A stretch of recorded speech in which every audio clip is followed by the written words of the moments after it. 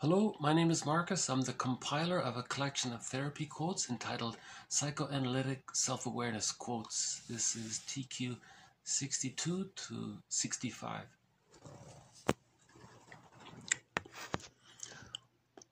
From midlife onward, will I find a whole new meaning and way of being? Or will I continue with no exit to live out of my lost youth, like Sisyphus, over and over again?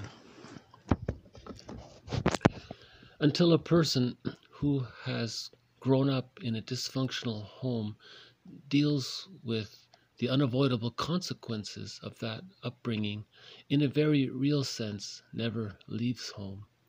You suffer to prove your love.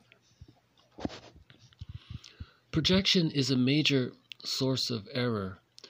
Through its operation, the other person unknowingly has had ascribed to him attitudes, feelings, and reactions which were not consciously recognized by the attributor as being his own. This other person thereby becomes a mirror, in thus unwittingly reflecting back the unconsciously disowned emotional feelings. Projective identification. The process whereby in a close relationship, parts of the self may, in unconscious fantasy, be thought of as being forced into the other person to evoke the thoughts or feelings projected. So these four quotes are a continuation of the previous quotes mentioned. They're a follow-up and extension to some of the previous quotes mentioned. So the first one relates to the repetition compulsion. Bergler has the metaphor of how every neurotic has one record, and every time he sees a record player, he plays it on the record player, and he only has that one record, just repeating the same thing over and over again. So the quote talks about, at midlife, do we look what's on the record and create a new record, one where there's a bluebird on it, right? And Bergler calls midlife an emotional second adolescence. An emotional second adolescence. So we have the regular adolescence. We have another adolescence at midlife, he thinks, but it's more of an emotional basis.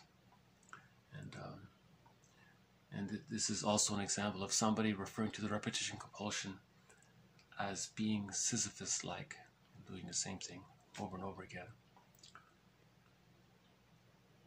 The next quote, until a person who has grown up in a dysfunctional home deals with the unavoidable consequences of that upbringing, in a very real sense, never leaves home. You suffer to prove your love. This reminds me of the title of one of Miriam Woodman's books called Leaving Father's House. And she describes in it how she was a daddy's girl and her journey to leave that psychic house. So she was in the repetition compulsion. She was like Sisyphus, caught in that old childhood attachment, right? Yeah, and then it says here, you suffer to prove your love. So there's that broken record. See, you're still caught in that original unhealthy attachment from the insecure attachment style. She calls it the unavoidable she calls it growing up in a dysfunctional home and the unavoidable consequences of that upbringing. So if she had an insecure attachment, then your repetition compulsion, you're still loyal, you're still at home, you're still in that psychic home, right? And you want to break free from that, right? Okay, the next one is on projection. Projection is a major source of error. Through its operation, the other person unknowingly has had ascribed to him attitudes, feelings, and reactions which were not consciously recognized by the attributor as being his own. This other person thereby becomes a mirror, in thus unwittingly reflecting back the unconsciously disowned emotional feelings. Consciously or unconsciously disowned feelings. So he calls projection a mirror defense. So a person doesn't know what they're feeling, thinking, what traits they have, what attitudes they have, something they don't know or are unaware of.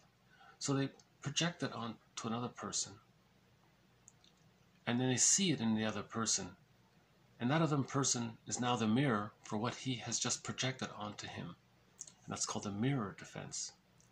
So he created a mirror. So I'll project it onto him.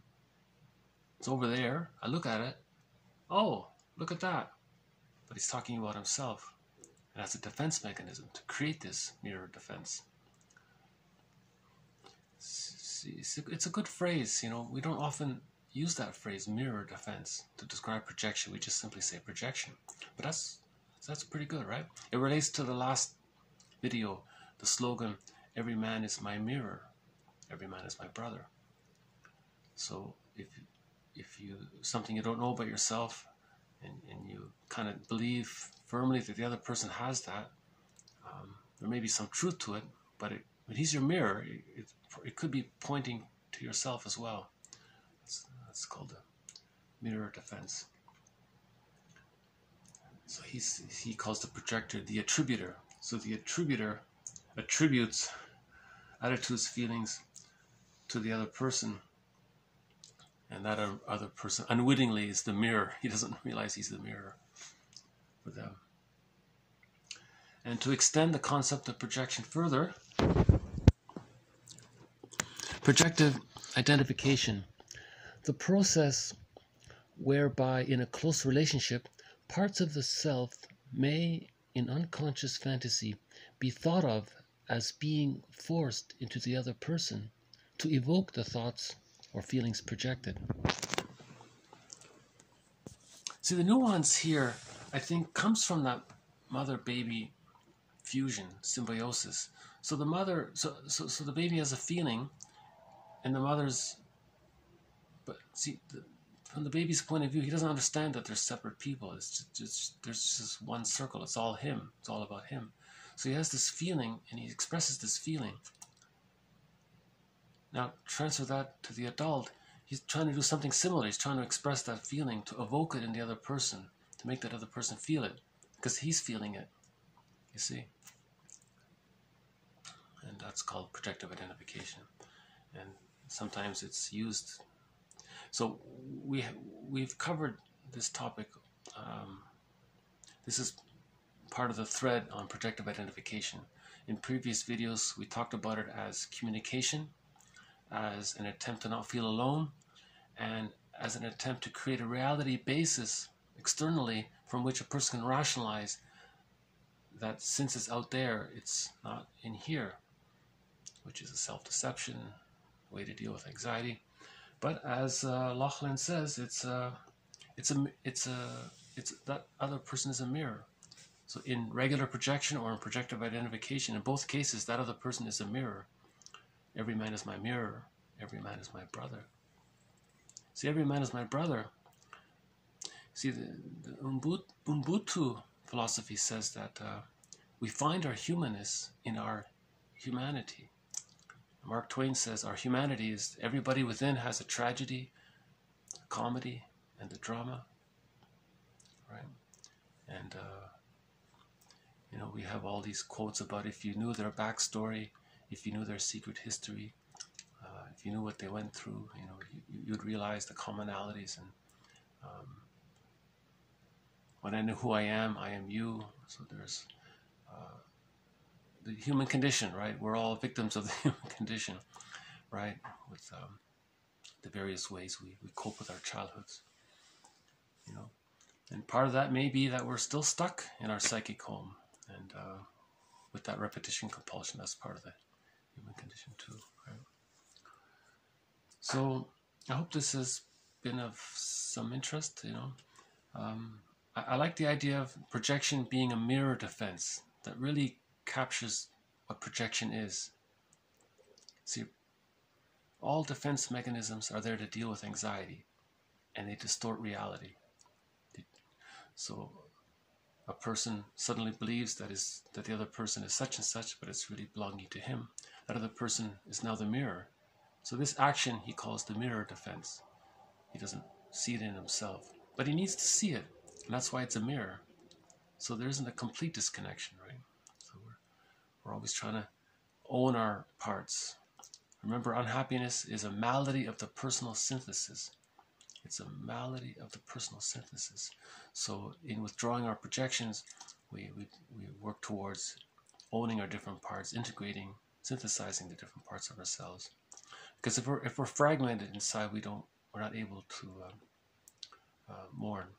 Remember Klein's quote: "Splitting precludes mourning." If we're using projective identification and splitting and reaction formation and counterphobic responses and all the other ones, we're not able to mourn. But as we own our parts and synthesize them and reach whole object relations, then there's the forgiveness, then there's the gratitude, then we can mourn the loss, and then from that nest we find our real self, the egg of our real self, with the bluebird in it on the new record. So this has been a follow-up to the material we've covered so far. More to follow. Thank you again. This has been TQ 62 to TQ 65. Until next time, thank you.